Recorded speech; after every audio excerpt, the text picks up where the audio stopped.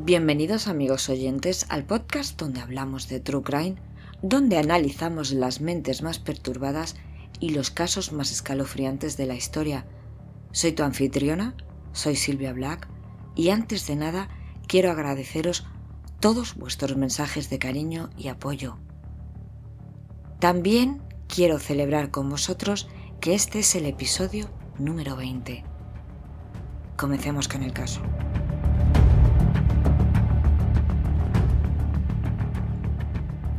En el vasto telón de la historia criminal hay nombres que susurran en las sombras, y entre ellos uno emerge con una oscuridad tan profunda que estremece hasta los corazones más valientes. Hoy viajamos al mismísimo infierno para conocer a nuestro protagonista de hoy, Pedro Alonso López, el monstruo de los Andes. Se convirtió en una figura que personificaba el horror. Su nombre está entrelazado en una serie de eventos que desafían la comprensión humana. Un relato de crueldad que desgarró las vidas de cientos de inocentes. La cifra exacta de sus crímenes sigue siendo un misterio, envuelta en un velo de tinieblas. Confesó haber arrebatado la vida de más de 300 niñas y jóvenes en los rincones más remotos de Colombia, Ecuador y Perú. Sin embargo, las autoridades solo pudieron confirmar la macabra realidad de 110 de estas víctimas, aunque la verdad parece teñida con sombras aún más profundas. Los actos atroces de este monstruo se llevaron a cabo en regiones distantes y aisladas, donde los ecos de sus horrores resonaban en silencio. A pesar de sus confesiones, muchos cuerpos nunca fueron encontrados, dejando un rastro de dolor y angustia en el camino. En su confesión aterradora, Pedro López admitió haber asesinado al menos a 110 jóvenes en Ecuador, 100 en Colombia y muchas más de 100 en Perú. Reveló ubicaciones espeluznantes, donde la tierra misma parecía retener los susurros de las almas perdidas. Campos en Ambato, Ecuador, se convirtieron en lugares de luto, donde se descubrieron 53 cuerpos, mientras que en otros puntos señalados por él no revelaron más que el vacío helado de la desolación. Hoy, el monstruo de los Andes permanece en las sombras. Su paradero es un enigma que desafía incluso a los más diestros cazadores de verdades. En la memoria colectiva de aquellos que conocen su historia, Pedro López se yergue como un recordatorio sombrío de los abismos de la maldad humana, un testamento oscuro de la fragilidad de la inocencia y profundidad de la depravación.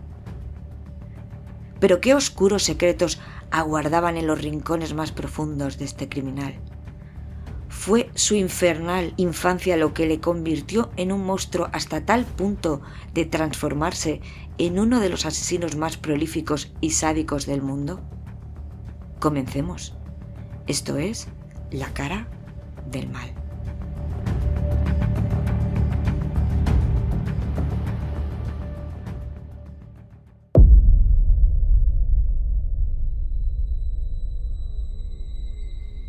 Pedro Alonso López nació en la localidad de Venadillo, Tolima, Colombia, el 8 de octubre de 1948. Cuando tan solo tenía 6 meses, su madre se mudó a Santa Isabel en plena época de violencia, periodo de guerra civil no declarada que provocó cerca de 200.000 muertes. Sin lugar a dudas, el periodo conocido como la violencia marcó un oscuro capítulo en la historia de Colombia, abarcando las décadas tumultuosas desde los años 20 hasta los 60. Este periodo fue testigo de enfrentamientos armados entre los seguidores del Partido Liberal y del Partido Conservador. Una contienda que, aunque no fue oficialmente declarada como guerra civil, se tiñó en una violencia inimaginable. Las llamas del conflicto devoraron la nación, dejando a su paso un rastro de sangre y destrucción. Los horrores se manifestaron en forma de asesinatos brutales, agresiones despiadadas, persecuciones implacables, masacres estremecedoras y actos de terrorismo con motivaciones políticas. La propiedad privada se convirtió en blanco de saqueo y ruina mientras el terror se apoderaba de las calles.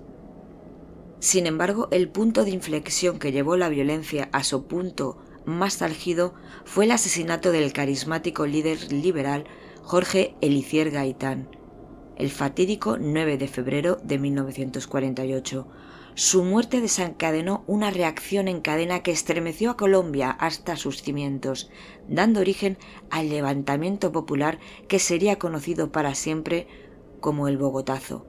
La ira y la desesperación de un pueblo oprimido estallaron en las calles de la capital, convirtiendo a Bogotá en el epicentro de un cataclismo social y político. Pero detrás de cada ladrillo destrozado y cada grito de protesta se esconde una historia de dolor y resistencia, un relato que debemos recordar para comprender verdaderamente las cicatrices que aún persisten en el tejido de la sociedad colombiana.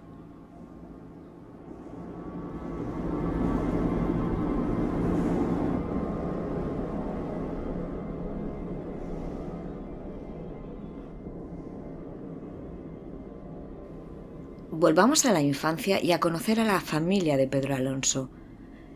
Era el séptimo hijo de un total de 13 hermanos. Su madre fue una prostituta llamada Benilda López de Castañeda y tuvo una infancia infeliz por la violencia de una madre frustrada con tantos hijos a los que mantener, con un mal carácter y en un ambiente de drogas y alcohol.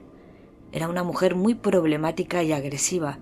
Maltrataba a sus hijos de una manera atroz, les colgaba y les golpeaba con palos. Su padre fue Medardo Reyes, pero fue asesinado 6 meses antes de su nacimiento. La numerosa familia, y desgraciadamente muy pobres, vivían en un hogar totalmente desestructurado, vivían en una única habitación con cortinas como separación, por lo que los niños oían a su madre con los clientes. En 1957, y a la edad de 9 años, fue sorprendido por su madre cuando intentaba mantener relaciones sexuales con su hermana menor. Esta le desterró de la casa, pero antes de echarle, le quemó los pies con velas.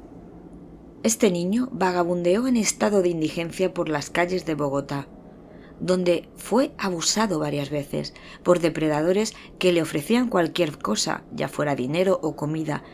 Esto y el abuso de las drogas le marcarían de por vida. Fue abusado sexualmente constantemente por hombres y tuvo que aprender a sobrevivir. Peleaba con cuchillos, fumaba pasta básica de cocaína, robaba en viviendas y buscaba comida en las basuras. Se refugiaba en edificios abandonados. Este chico nació y vivió en la sombra más profunda donde el sol parecía negarse a brillar. Imaginar un niño cuyo mundo es un constante infierno, golpes, abusos, noches sin techo, el frío como único compañero y el hambre como rutina diaria. ¿Cómo puede la mente de un niño soportar tal carga? ¿Cómo puede resistirse a odiar al mundo entero? Parece ser que a la edad de 12 años encontró algo de luz en su oscura vida de tristeza, ya que una familia estadounidense le adoptó, al verle tan deteriorado, frágil, inofensivo y aterrorizado. Le dieron un hogar donde recibió cariño durante un tiempo, incluso fue al colegio. Quizá esta época sería lo mejor que le pasaría en mucho tiempo, donde una familia le trató y le cuidó, lo que nunca tuvo. Así que durante esta temporada pudo ser feliz. Pero la mala suerte y el infierno le perseguía, ya que en el colegio un profesor le acechaba continuamente hasta que al final le agredió sexualmente. Esto le hizo huir y volver a las calles. Ni siquiera se lo comunicó a la familia que le adoptó, simplemente desapareció. Así que volvió a delinquir.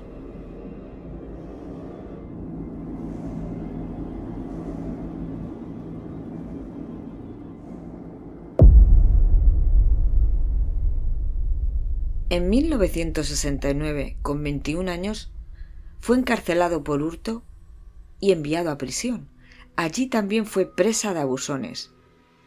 4 presos le sujetaron y uno a uno le violaron. Parece ser que le perseguían las agresiones sexuales allá por donde iba. Así que un día decidió no volver a ser una víctima y durante días fue preparando su venganza. Tras hacerse con varios cuchillos con los cubiertos de plástico de la prisión, fue uno a uno y degolló los cuellos de sus 4 agresores. Mientras la sangre golpeaba su cara, se dio cuenta del placer que le causaba asesinar. Dentro de él iba creciendo un monstruo lleno de ira y de venganza. Fue declarado de lo que hizo en defensa propia. Solo le añadieron 2 años de condena. Cuando salió de la cárcel, en el resplandor de la libertad recién recuperada, Pedro emprendió un viaje hacia los misteriosos paisajes de Ayacucho, Perú. Pero su travesía no estaba motivada por la exploración o el descubrimiento de culturas ancestrales. Claro que no. Este depredador tenía un oscuro propósito. Buscaba a las niñas andinas cuyos ojos destellaban la pureza de la inocencia. Elegía a sus víctimas con una red de promesas, regalos y engaños. Lograba ganarse la confianza de estas niñas, llevándolas consigo hacia la soledad del campo, lejos de la mirada atenta de los pueblos. Y así comenzaba su siniestro ritual, oculto en los pliegues de la montaña, donde el eco de sus acciones resonaba como un grito perdido en los vastos Andes. Aquí comenzó a emerger el monstruo que desataría el terror.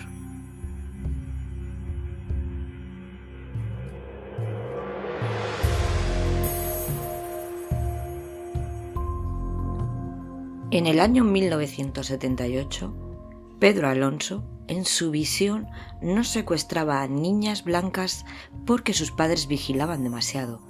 Por eso se dirigía a las menores andinas. Arrancó su carrera criminal caminando de pueblo en pueblo haciéndose pasar por un vendedor ambulante. El rastro de dolor y sangre que dejó empezó un 14 de diciembre de 1979 en Espinal. Su primera víctima, una pobre niña de 12 años, a la cual ofreció dulces, esta confiando en él, la llevó a un bosque, la violó, la estranguló para luego asesinarla. Durmió junto con el cadáver de la pequeña. Terminó enterrándola en una tumba poco profunda. Y así continuó asesinando a niñas pobres, engañándolas con comida o dinero. Algunas víctimas, tras ultrajarlas, estrangular y matarlas, practicaba necrofilia con sus cuerpos ya sin vida y los escondía o enterraba para no ser descubierto, y así fue dejando una estela de cuerpos de pobres niñas. Se conoce que en Perú mató a más de 100 niñas, de entre 9 y 12 años. Allí las noticias se volcaron con este caso tan terrible y le apodaron el monstruo de los Andes. Un grupo de pobladores ayacuchanos sospechaban de él. Los indios en el Perú le capturaron, le ataron, enterraron en la arena hasta el cuello cuando se enteró de lo que estaba haciendo a las niñas de allí. Le cubrieron el cuerpo de miel para que las hormigas le devoraran. Pero una señora misionera americana que estaba por allí observó esto desde su coche y le salvó la vida. Pero a los peruanos les prometió que le entregaría a las autoridades. La misionera y el asesino se alejaron, pero ella le dejó marchar. Pero existe otra versión, en la que la misionera le llevó a las autoridades peruanas, pero como no les interesaba lo que sucedía con las comunidades indígenas en Ayacucho, le terminaron deportando a Ecuador. Allí, Pedro escapó y se estableció en Ambato.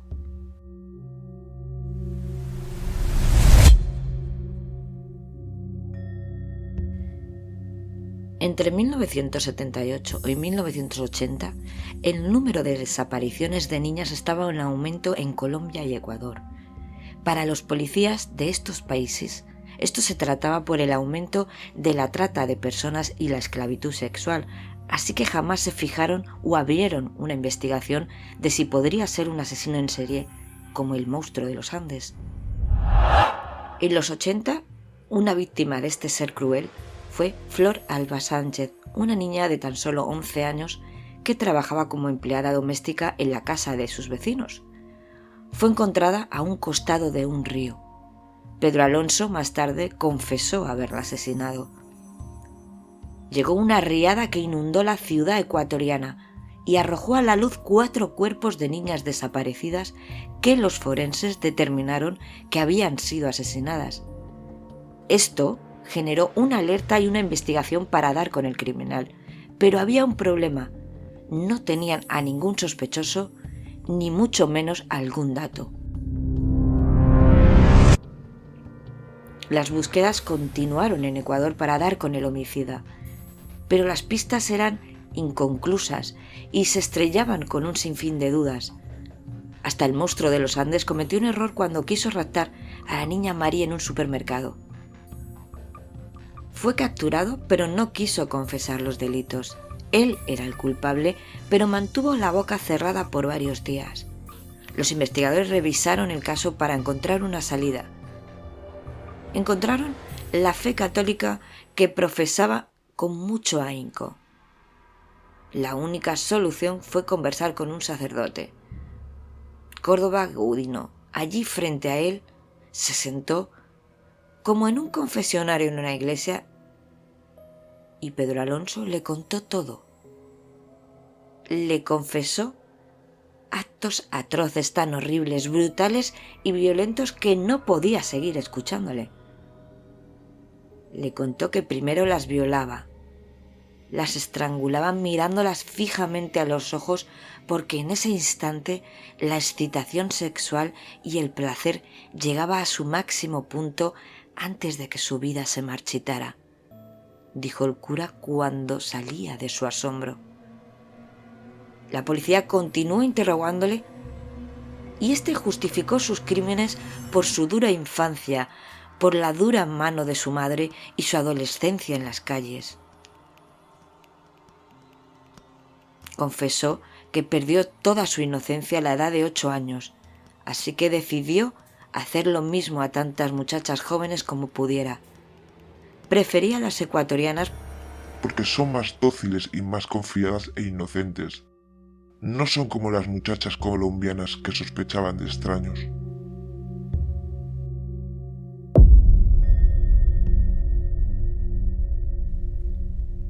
Capturado y sentado en la cama de su celda, imaginen esto, relataba Pedro Alonso.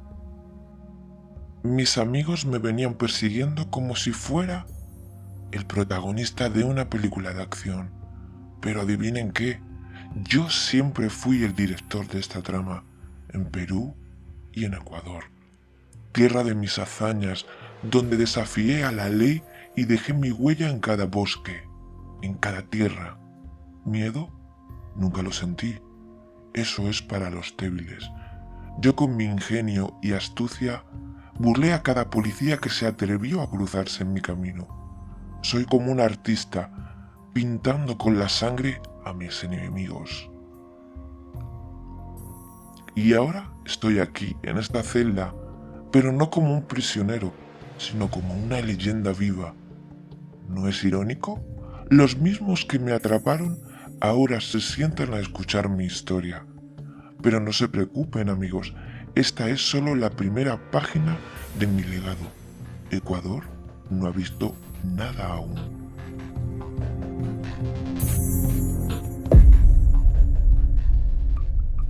Obligaba a la niña a tener sexo conmigo y ponía mis manos alrededor de su garganta. Cuando el sol salía, la estrangulaba. Solo era bueno si podía ver sus ojos. Nunca maté a nadie por la noche. Había sido un desperdicio en la oscuridad. Tenía que verlas a la luz del día. Había un momento divino cuando ponía mis manos alrededor del cuello de las niñas y observaba cómo se iba apagando la luz de sus ojos. Solo aquellos que matan saben a qué me refiero. En su confesión, relató que cuando las niñas estaban muertas cavaba un hoyo y las iba enterrando en grupos de 3 o de 4, para después ir a visitarlas, y a quienes bautizó como las muñequitas. Era usual que conversara con los cadáveres, pero como ellas no se podían mover, me aburría e iba a buscar nuevas niñas. Explicó que los asesinatos le causaban placer y la excitación sexual más profunda que antes había tenido en su vida. Los policías comenzaron a dudar de su testimonio, pero el monstruo de los Andes, con ego, les dirigió a los diferentes lugares para desenterrar a las víctimas.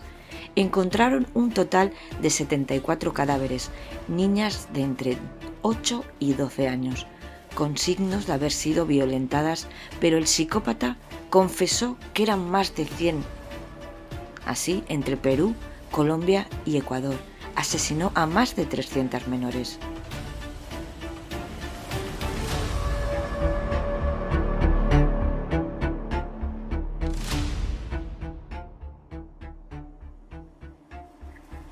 Tras todas sus confesiones, fue sentenciado a 16 años de cárcel en 1980, que era la pena máxima en Ecuador, por delitos de este tipo. Estuvo preso hasta 1994. Lo extraditaron a Colombia para que sea juzgado, pero el magistrado lo halló demente, por lo tanto, fue enviado a un hospital psiquiátrico donde permaneció años y examinado por los expertos forenses que le declararon como un sociópata. Hemos oído hablar mucho sobre los sociópatas. Son esas personas que parecen no tener ni un ápice de empatía. Bueno, resulta que son como los rebeldes del mundo de la salud mental. Tienen este trastorno llamado psicopatía, que básicamente significa que son superimpulsivos, a veces hostiles y no les importa romper las reglas. Lo más loco es que a menudo simulan emociones. ¿Puedes creerlo? Como si estuvieran actuando en una película. Y creerme, estos tipos son bastante inestables emocionalmente. A veces su impulsividad les lleva a comportamientos realmente peligrosos como la violencia. Así que, ¿hay una diferencia entre los dos? Normalmente la mayoría de las sociópatas son hombres. No es que las mujeres estén exentas, pero parece ser que es más común entre los hombres. Y aunque suene aterrador, este trastorno no tiene una cura mágica. La terapia y algunos medicamentos pueden ayudar a mantenerlo bajo control, pero no hay forma de deshacerse por completo de él. ¿Qué diferencia hay entre sociópatas y psicópatas? Sí, aunque suenen parecido, no son lo mismo. Los psicópatas son como maestros del disfraz, siempre calculando sus movimientos, y lo más loco es que nacen así, es como parte de su ADN. Mientras tanto, los sociópatas lo van adquiriendo con el tiempo.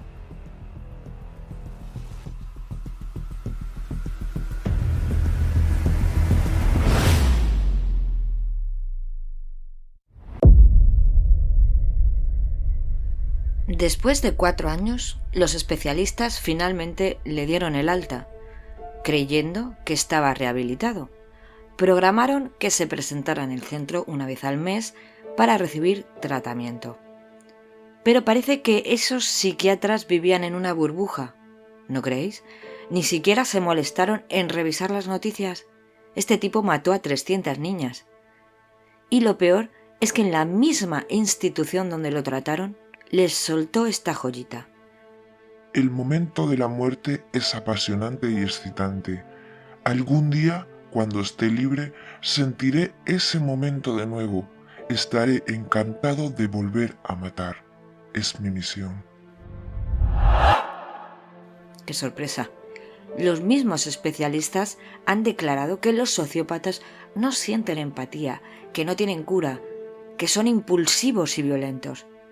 Sí, claro, le dieron un tratamiento, pero ¿en serio esperan que un asesino en serie que disfruta asesinando a personas se calme con una pastilla?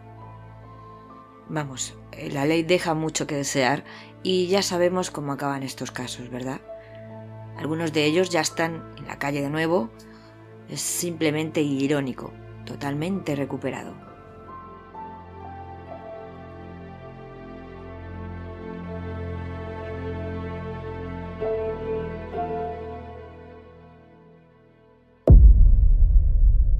Apenas le liberaron, el monstruo de los Andes desapareció y se desconoce su paradero desde 1998. Pero un año después de su liberación, el 22 de septiembre de 1999, este criminal, ya con 51 años, bastante deteriorado, supongo que por el abuso de las drogas y el alcohol, acudió a una sede de registros nacional en Bogotá para hacerse su nuevo documento de identidad, y aquí se le perdió la pista. Su madre dice que la visitó, que él no se mostró violento, ni la culpó de su mala infancia. Incluso se arrodilló ante ella y tan solo le pidió dinero y comida, y nunca más le volvió a ver. En mi opinión, esta señora dijo esto para sentirse bien con ella misma. En una entrevista que concedió para la televisión, esta mujer ya bastante anciana y creo que algo desequilibrada, declaró esto. Yo sé que mi hijo no ha muerto. Otros familiares míos se han aparecido en forma de presencia después de que se muriesen, pero él no. Sé que sigue ahí en alguna parte. En Ecuador hay muchas personas, muchos familiares, que dicen que este asesino fue ejecutado por ellos mismos o por muchos del pueblo. Yo creo que es una manera de olvidar y sentir algo de alivio. Parece ser que en 2022 la Interpol emitió una orden de búsqueda y captura contra Pedro Alonso López por las similitudes con el asesinato de una menor en El Espinal, una de las zonas donde captaba a las niñas Pedro Alonso. En 2012, en el municipio colombiano de Tunja, se halló una menor degollada. Los asesinatos siguieron el mismo modus operandi que el monstruo de los Andes. Pedro Alonso, apodado el monstruo de los Andes, se estima que mató y violó a más de 350 niñas. No hay un número exacto de víctimas que fueron atacadas por este asesino. La Interpol le sigue buscando. Este habría superado a quien sería el asesino en serie con mayor cantidad de víctimas, a Harold Sitman, el afable médico inglés que mató a más de 235 personas. Y aquí, amigos, termino con el caso de hoy. Como siempre, gracias por estar ahí. Si os gustó el episodio, darle al me gusta, poner un comentario, compartir con amigos o familiares, y si te gusta mucho La Cara del Mal, también tienes la opción de apoyarme. Así que os espero en el próximo episodio de La Cara del Mal.